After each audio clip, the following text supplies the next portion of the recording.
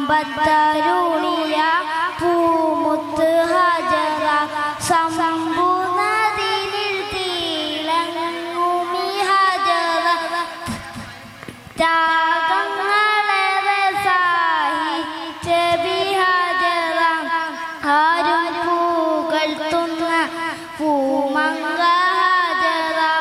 അഹദായ നാദേനി സ്നേഹിച്ചു ഹജറ സംസമിന്റെ ചരിത്രത്തിലുണ്ട് ഹാജറ സഫ മർവ കഥയിലും ബീബി ഹാജറ അമ്പിളിച്ചേരുള്ള അമ്പർ മണമുള്ള അമ്പത്തരുളി